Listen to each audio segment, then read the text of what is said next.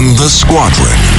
They called him Bullets, but we call him Greg Kelly. Greg Kelly is on the air on the Red Apple Podcast Network. Hey, we're back. This thing is very big. That crazy illegal alien let in by Joe Biden from Haiti, illegal alien criminal, beat a woman to death right in front of a 7-Eleven in Florida. Yeah, I've seen the video. It's horrific. She's lying on the ground, wailing on her head. ICE right now is having they're having a press conference on this right now. I want to go to South Florida. Miami Acting Director Kelly Walker. Hit it. Giving him a legal safeguard to remain in our country. As of yesterday, the Trump administration stripped that safeguard, and his protections are now revoked. On June 27, 2025, the Trump administration announced the termination of temporary protective status for Haiti. It was determined that country conditions have improved to the point where Haitians can be returned safely. TPS, temporary protective status, was never designed to be a permanent stay in the United States, but for decades it's been abused as a de facto amnesty program. As we have ended TPS, the courts have obstructed the administration from restoring integrity to our immigration system. On March 11th, the Trump administration and the Supreme Court asked the Supreme Court to clear the way for it to end TPS for more than 350,000 Haitian immigrants. The case that occurred here in Fort Myers highlights the president's objective to restore law and order to our country and enforce immigration laws enacted by Congress. We here today stand together to reaffirm our commitment alongside our partners with Homeland Security Investigations, Fort Myers Police Department, to keeping our communities safe and secure. Here in the state of Florida, we do that. We do that every day. We do that proudly. We do that with the Florida Sheriff's Association, with all the police chiefs. All the state and local partners work very well together here in the state of Florida, and we continue to reaffirm that daily. We've set a standard for 287G partnerships here. We have 325 agreements with just this fiscal year alone, over 6,000 arrests associated with those 325 agreements, by far the most in the country. We lead the way in enforcement, and we've seen tremendous success because of the cooperation in the state of Florida. As a highlight of that cooperation, I would like to introduce one of our great partners, Fort Myers Police Department Chief Fields.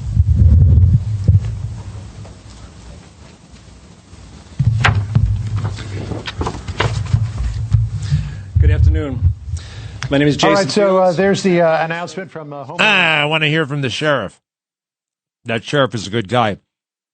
Unfortunately, the sheriff who is running for governor of California, Bianco, I think, he wasn't endorsed by Trump, and he's probably going to quit the race. However, Steve Hilton has a very strong chance to actually win that thing. Wouldn't that be fantastic? Steve Hilton, remember him from Fox? He's a Brit. He loves America. He is not crazy, and he's a great guy. And the way that system works out there, he could very well be the next governor from California. Now, of California. There's also this we got to worry about. Steyer. Remember Ron Steyer? Steyer, that great big billionaire? He's running as well. And it looks like they're probably going to coalesce. The Democrats are going to coalesce. What's his name? Swalwell has too many problems. Just too many problems, and they don't want to go with Swalwell. How do we feel about the war that's going on between President Trump, not Iran this time, but Tucker Carlson and Megyn Kelly, and the other ones, Alex Jones and Candace Owens? Man, is he mad. And I totally understand it. I totally understand it. I think sometimes they just, it's more about marketing than anything else. So he went off, and I got it right here. I know why Tucker Carlson, Megyn Kelly, Candace Owens, and Alex Jones have all been fighting me for years, especially by the fact that they think it is a wonderful thing for Iran, the number one state sponsor of terror, to have a nuclear weapon, because they have one thing in common: low IQs. They're stupid people. They know it. Their families know it, and everyone else knows it too. Look at their past. Look at their record. They don't have what it takes, and they never did. They've all been thrown off of television, lost their shows, and aren't even invited on TV because nobody cares about them. They're nut job troublemakers and will say anything necessary for some free and cheap publicity. Now, a lot of podcasters do that. Look, I like Tucker, and I like Megyn. I don't watch the other ones. I do think that, like anybody else, it's like they're like institutions now, Tucker and Megyn. And you're not going to agree with them all the time. And I think this is a little bit, well, let's keep going. Now they think they can get some clicks because they have third-rate podcasts, but nobody's talking about them, and their views are the opposite of MAGA, or I wouldn't have won the presidential landslide. MAGA agrees with me and just gave CNN a 100% approval rating of Trump, not handing flailing fools like Tucker Carlson, who couldn't even finish college. Is that true? He was a broken man when he got fired from Fox, and he's never been the same. Perhaps he should see a good psychiatrist. All right. This is a little bit cage match. This is a little bit wrestling stuff, right? A little bit of trash talk. Or Megyn Kelly, who nastily asked me the now famous only Rosie O'Donnell question. Or crazy Candace Owens, who accuses the highly respected First Lady of France of being a man when she is not, and will hopefully win lots of money in the ongoing lawsuit. I love the ongoing run-on sentences. Is great. Actually, to me, the First Lady of France is a far more beautiful woman than Candace. In fact, it's not even close. People come up to me and they say, "Sir, who's the most beautiful First Lady other than Melania?" And I say, "The one in France." Or bankrupt Alex Jones, who says some of the dumbest things and lost his entire fortune, as he should have, for his horrendous attack on the families of the Sandy Hook shooting victims, ridiculously claiming it was a hoax. These so-called pundits are losers, and they always will be. Now, fake news CNN, the failing New York Times, and all the other radical left news organizations are hailing them and giving them positive press for the first time in their lives. They're not MAGA, they're losers, just trying to latch on to MAGA. As president, I could get them on my side anytime I want to.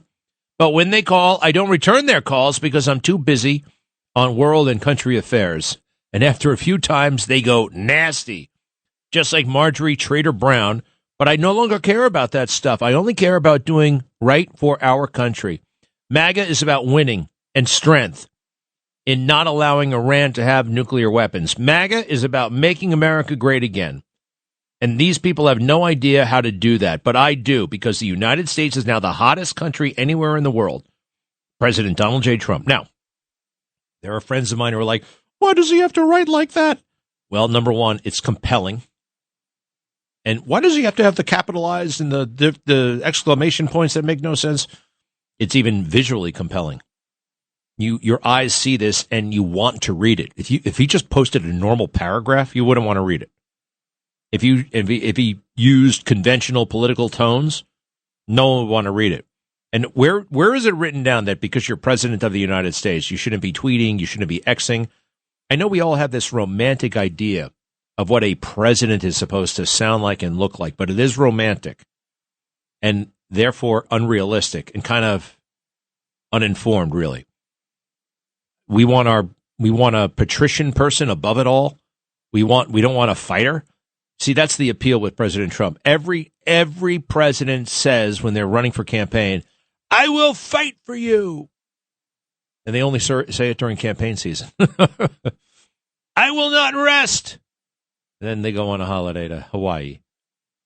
And he's the only one who actually fights for us, and we see it. This is a form of fighting right here. This is making good on his most fundamental promise. And by the way, he's going to make up with these people, and I'm okay with that. That doesn't mean he's a phony. Actually, it means he's a Christian. And if you don't mind, Ben Sasse has another little chunk here. He is dying of pancreatic cancer. Thank you, doctor. Pancreatic cancer. Dr. Mikolos. Go ahead and hit it if you don't mind. This is the other part. From down the aisle. And I felt a real heaviness about that. But I've continued to feel a peace about the fact that death is something that we should hate. We should call it a wicked thief.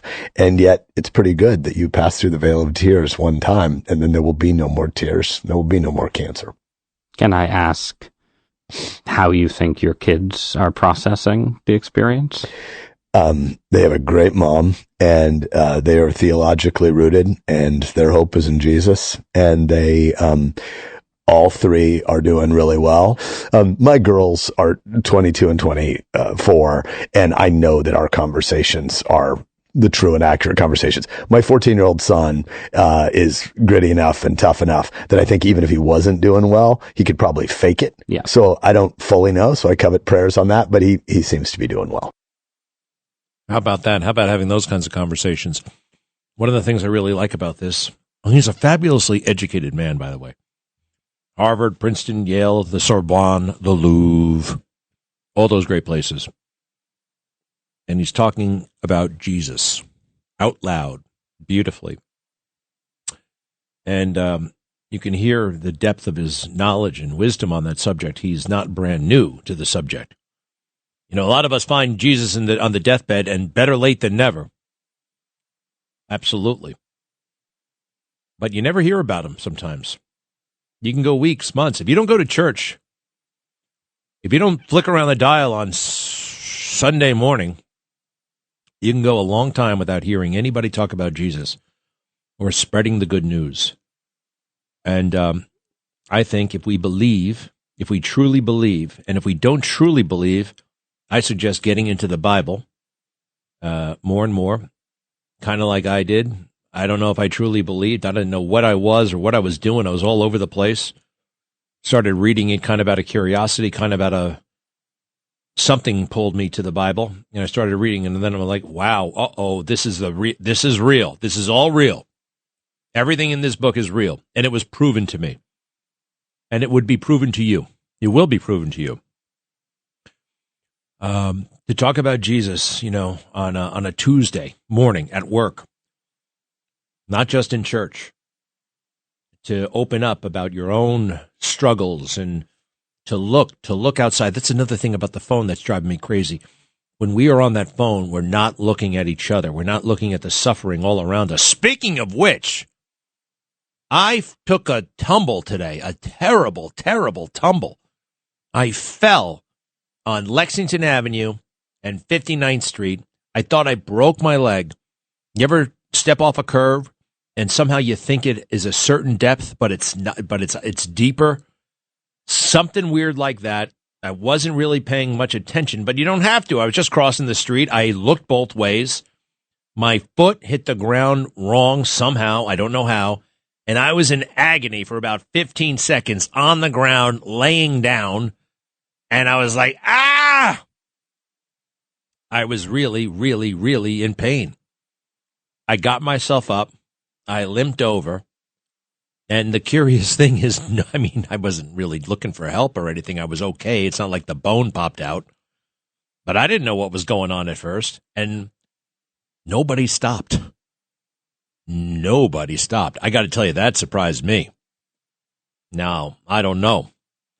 Do you think it's New York and everybody knows I'm Mr. MAGA? You think that has something to do with it? I don't think that had something to do with it.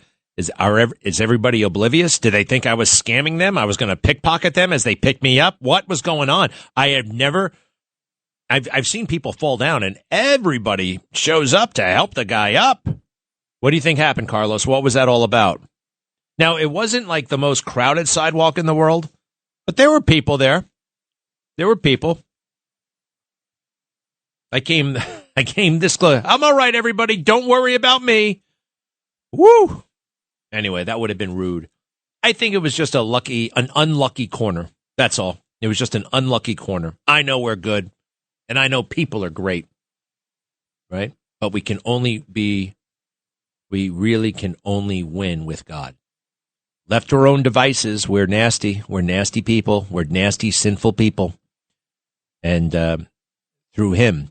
Now, you could say, what if a person stopped and helped me, would that have made them a good person? It would have made them, they would have done a good thing, but it doesn't make them a good person. You know, sometimes you do a good thing, and what do you want? You want recognition. You want a pat on the back, right? So in a weird way, but when you get close to God, the God, our God, and Jesus, the goodness kind of happens because you're close to him. It's a byproduct of your relationship. You don't do good so you can, impress God. He ain't going to be impressed. That's what I believe, and I'll be right back. Greg Kelly on the Red Apple Podcast Network. Okay, Friday. The Strait of Hormuz is kind of open, kind of not open. They're working it out. All right, 20 ships have gone through so far. Should be a lot more, but they're gonna work it out. 800-848-9222. 800-848-9222. On this Friday, Dennis is standing by. Hello, how are you? Yes, good afternoon, Greg. And like I always say, listening to you since day one, and however you do it, every day you're better and better. That's just a fact. Anyway, my reason for calling, Greg, is can you believe this crap? This is the front page of today's New York Times. They've got an article, and I'll just read this sentence. The U.S.-Israeli war against Iran. Some are asking whether this is a Suez moment for the United States, marking the waning of American power and credibility in the world. This is the front page of the New York Times, and you wonder why people all over this country think as stupid as they do. Most powerful newspaper, and they make a statement like that. We have somebody flying around the moon right now, and they're talking about America waning in power. Other than China, who anywhere in this world can even touch this country in terms of power and credibility? Who wrote the story? His name is Stephen Erlanger. Yeah, I know. Imagine that. People are saying, what's the headline again? Read me the headline. Suez signaled Britain slide. Could Iran do the same for U.S.? Could Iran do that for U.S.?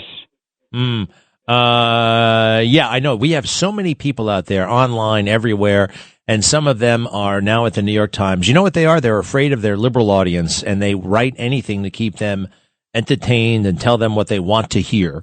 And they don't want to hear the truth, and they don't want objectivity, and it's interesting, isn't it? Yeah, I picked up the New York Times for the first time the other day, literally, because of this big book that's coming out. President Trump talks to the New York Times, believe it or not.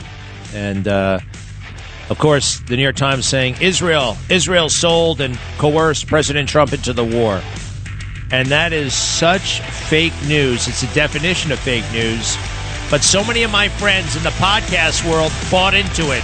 Dennis, thank you very, very much. We don't have to look at that newspaper. It's unfortunate it still exists.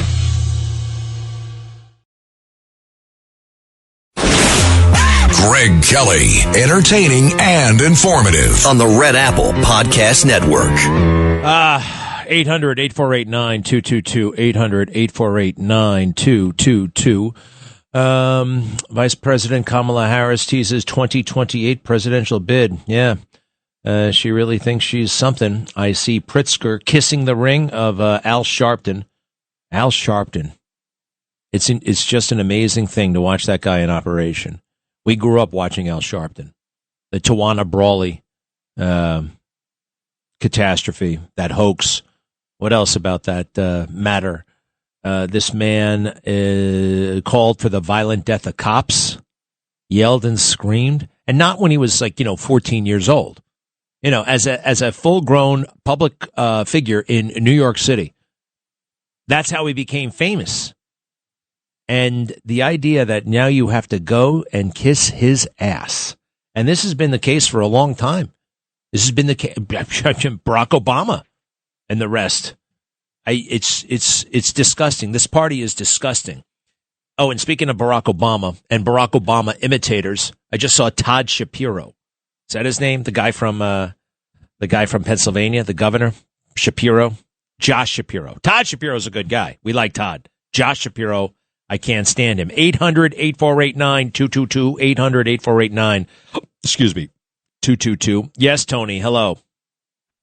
Hi, Greg. I'm glad you're okay. Thank you for taking my call. I love the clip that you played on my favorite president, Richard Nixon. He's one of my favorites. He was my first president that I voted for. Oh, yeah? And on Israel, I think to me, as a believer, in Jesus and as someone who looks to Scripture as being, God, the Word of God is God-breathed. It's good for correcting, for teaching. The Bible is my I Ching for finding anything out. You could get your answers to everything in Scripture. And as a believer in that, I look to His Word. And what's amazing is that when you look at the dilemma about Israel today and where Israel fits and why we're aligned with Israel at this time, it seems, is because really there is just this, when you look at the Holy Land and the Promised Land, there is just, for Judeo-Christians, it's just a bond that no matter how people try to sort of pick at it, they can never figure out why it's there. But every place in the Bible has a name, and we studied it, and now many of the names are still there. Many of them have changed. But it's a Holy Land that has a place in history, and it's where God sent His Son to come to us, and to send His people that, Jesus was Jewish and He came up there. So for us, Greg, to me, that never seems to come up enough in discussions about why we feel the way we do about Israel. Not that we're supporting them. We're looking to our president to make the right decisions. But that distinction is never there. It's always put by the wayside, Greg, just like you said. Like, we never talk about Jesus. We don't talk about the Word of God. And we don't talk about our legacy, which is where Jerusalem, I'll make one last comment. I'm reading the Archaeological Study Bible, which is amazing. And it tells you all these places where our religious history is, where our roots are of Christianity. And every place is just so amazing. And it's still there. And it's just a soundboard for who we are. And yet that always gets neglected. And that's what I wanted to say today. Well, you said it all, and you said it beautifully. Thank you very much, Tony. And when you say we don't talk about that, well, we have to make sure we do, all right? Including you. I know you will, and I know you do, but don't be shy. Don't be bashful. And I love that, all right? Thank you very much, okay? We'll see you later.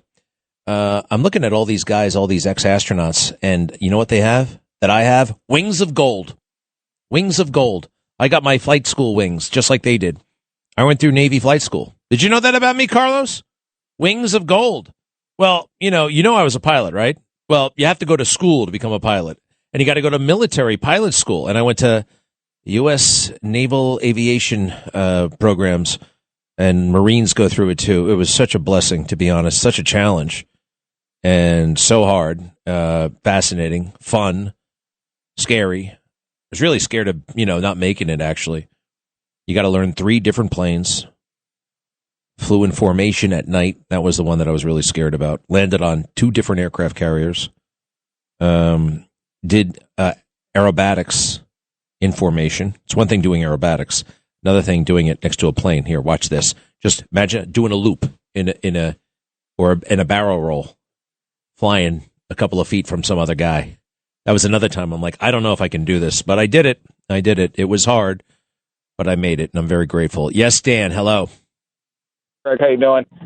Hey, Greg. Regarding yesterday's verdict with Officer Duran, what really gets me upset are the family members for the quote-unquote victim that now all of a sudden appear when they probably weren't really in this kid's life, but now, all of a sudden they're around, and, I guess there's going to be a civil suit of some kind. So, where were they when this kid probably needed them? I hear what you're saying. I don't know enough about it. Do you? I mean, look, this is a crime that this man was convicted. He's in jail right now. I know Arthur Aidala is working on it very hard, and we hopefully will have a resolution here, a temporary resolution to get him out of jail. Before he hasn't even been sentenced yet. He's already in jail. It's crazy. But how much do you know about the family of the deceased? You're right. I don't know enough, but it just seems kind of I don't know. I'm just speculating here. That we got to be. Yeah, I hear you. I mean, we've seen it before, but we don't know. There's certain things I like to know things before I start wailing on them. You know what I mean? But the bottom line is this guy should not be in jail. He was defending the community by throwing that cooler. He was undercover. That was like the weapon at hand, the device at hand, and I think he saved lives. He very could have really likely saved lives. So this judge was so unbelievably out of touch and weird. I thank you for that, Dan. Thanks for reminding us. And I got to figure out something. Well, look, I know Arthur Aidala personally. He is a great guy, and I think he can figure this one out. Yes. Hi, Natalie, on this Friday. How are you?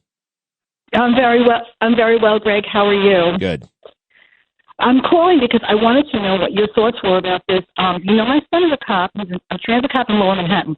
Earlier this year, he was... Hey, what's wrong with your phone? Is something wrong with her phone? Do you hear that? Is it scratchy? Hold on a second. Let's just see if we can fix it. Are you on a special phone? You're on one of those cheap cordless phones? All right. No. No. Do me a favor. Are you on an iPhone? Yes. Put it on speaker. Okay, hold on. Can you hear me better now? No, I can't. Shoot. Call back. All right, call back. Call right back. All right, we'll see. Okay, call back. I can't take the noise. It's Frank.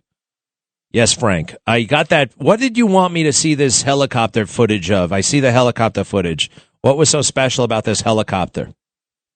Yeah, well, nothing was really that special. I just found it very coincidental that, a day after what was that? Not Chris Rock. What's his name? Kid Rock. A day after his flyby, we had an attack helicopter give a flyby here in Babel, which is not common. I just thought that was kind of interesting. Yeah, I saw the video. It was a different helicopter. It was the Marine Corps Cobra. It was a Cobra. But, and the pilot didn't stop outside the porch and do a dip, he just flew by. But I wonder where they were coming from. Maybe reservists, maybe who knows? But it was pretty cool. Thanks. What's going on? It was pretty low, but anyway, yes, it was cool. Well, you're allowed to, he was not violating anything. You're allowed to be that low in a helicopter. He was higher than Kid Rock. He was not nearly as close as Kid Rock was. And Kid Rock was hovering outside a celebrity's house for fun. And I don't think that was right. Anyway, what's up? Taxpayers' money. Well, I got to ask you. I hear you questioning this space launch that they just did. What do you mean questioning it? Oh, you weren't impressed by the photos, nor is many of the taxpayers. I'm just wondering, do you really think that we went to the moon the first time around? Yes. You honestly believe that? I honestly believe that. Yes, I do. You make it sound like, but you're like taking pity on me. You honestly think we got to the moon? Yes, I do. I know we went to the moon. I can't believe how many people I have met in the past, I guess, how long has this damn thing been in space? 3 days, 5 days, 10 days? I can't find anybody who believes that we went to the moon. And this only happened, now that people are, we doubt everything. Everything. Yes, we went to the moon. A few facts. One, the cameraman catches the lunar module landing, so he got there first. That's funny. Wait. Stop. Wait. The cameraman captured the lunar module landing. Is that what you said? Yeah, that's not true. Footage. There's never been any footage of the lunar module landing from outside the lunar module. There's no such footage, and there is no such capability. Now, we've seen plenty of landings, lunar module landings from the inside. Now, what I think you possibly are talking about is the launch from Apollo 15, 16, and 17. The ones with the land rovers or the moon buggies. What they did was, and they could control it from Earth, they had a remote control camera and on the dune buggy, on the moon buggy, and when the top of the lunar module launched from the moon, that was captured on video. And yes, the camera went up. And for a long time, I'm like, wow, how did they do that? I knew they did it some way. And yes, they did it via remote control from Earth. Is that what you're talking about? Because I've never seen anything other than in the movies or TV shows, Frank, about with cameraman, taking it from the outside. And you haven't seen that either, by the way, unless you, AI or something like that. About this fun fact, Greg. I had to pull over on the road right now. Hey, hold on a second, Frank. Wait a second, Frank. What about that? Now, what about that? What about what I just said? Are you aware of that? Did you mistake the landing for the takeoff. Is that possible? Patrick's recording mission. Hey, okay? I'm not. You can't just keep throwing out your theories. I just told you something. Are you aware of that? And is it possible that you mistook the landing for the takeoff? That could be possible. Okay, there we go. I won the first one. What's the second point? Hold on. It's not about winning, Greg. You and I are both funding this mission. Okay? The American taxpayer has been paying money. And you think it's fake? And you think it's fake? I think that NASA has a lot of explaining to do with their $1,000 hammers and everything else. Yeah, I mean, always that's always been an issue, right? Anything in the military it's a rip-off operation. But yes, we went to space. This thing went to space. We went to the moon. I'm just curious about one other theory you have that will tell me we didn't go to the moon. Well, I'm curious how if you knew how NASA was started. Do you know that? What's his name? Von Braun, whatever his name is. Yes, von Braun. Werner von Braun, yes. Yes, he was a Nazi scientist that came over from Germany during Project Paperclip. Are you familiar with Project Paperclip? And what about von Braun? What about him? He was working on the V2 rockets over there in Germany. Very talented guy. Good thing we got him. We probably wouldn't have gotten to the moon without him. Right, okay. Well, okay. I mean, what, okay, von Braun came from over there. He wasn't a Nazi concentration camp guard. He lived in Germany. He was smart. He was kind of in the wrong place at the wrong time, and they turned him into a Nazi. He wasn't like a Nazi guy.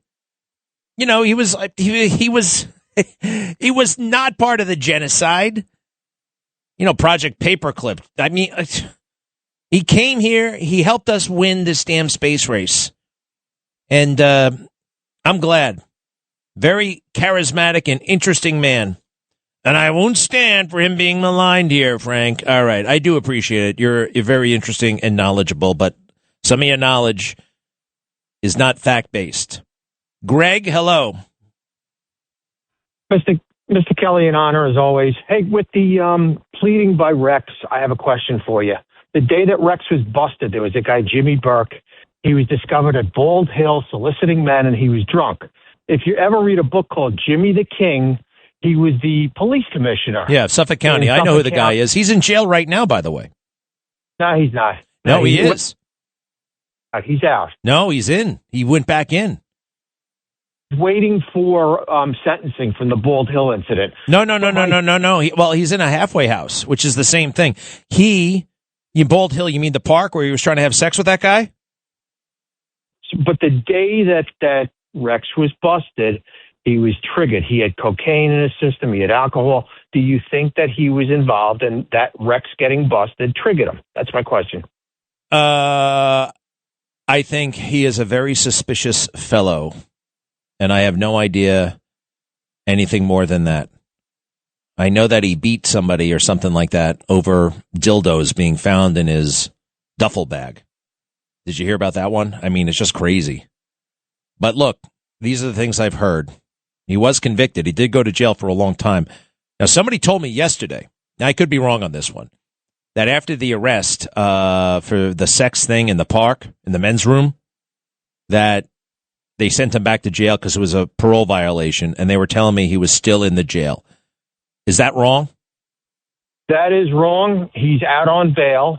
And the one thing I would urge you to do is read the book, Jimmy the King, because it will detail his relationship with Tom Spoda and all the people that were behind the scenes during the whole Oak Beach incident. You know, I tell you, it's interesting. You're right, because the FBI keeps secrets. You know, they keep secrets, and they knew a lot of things about this case. And, yeah, it's very weird. All right, Greg, Jimmy the King. I'll look into that. Thank you very much. And we'll be right back.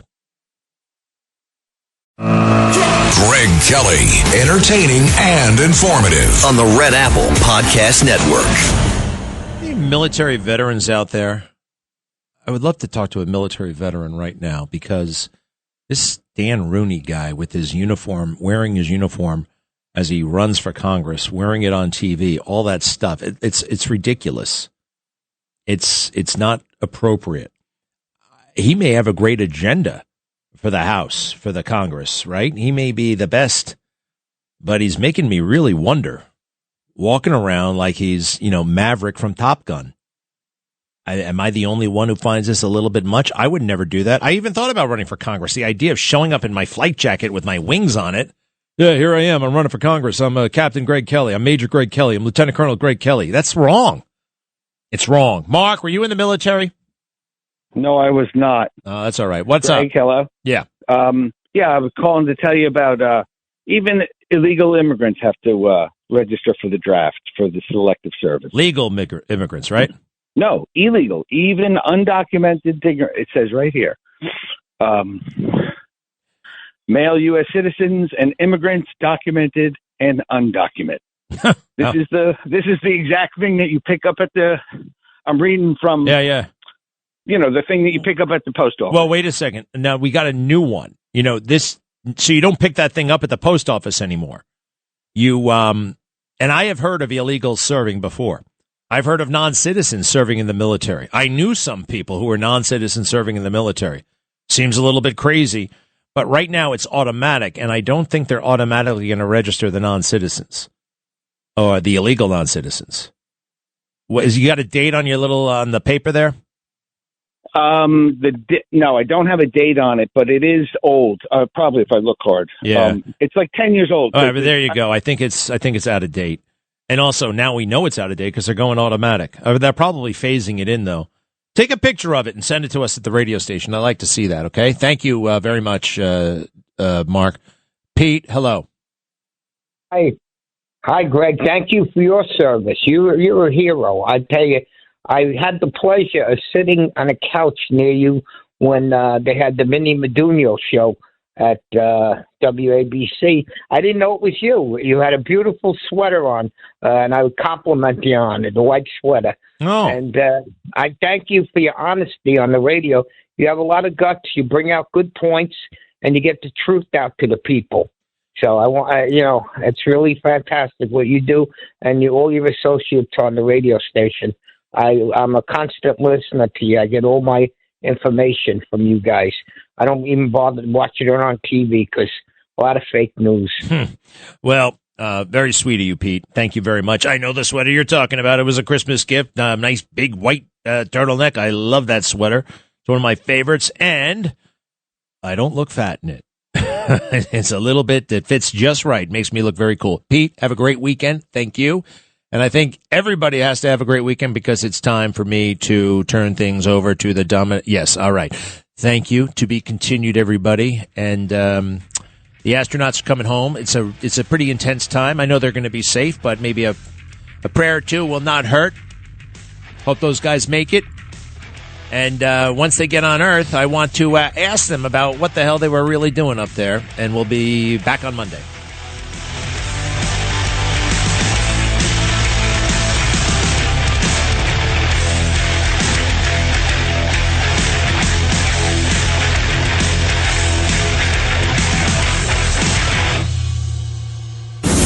Thanks for listening to The Greg Kelly Show.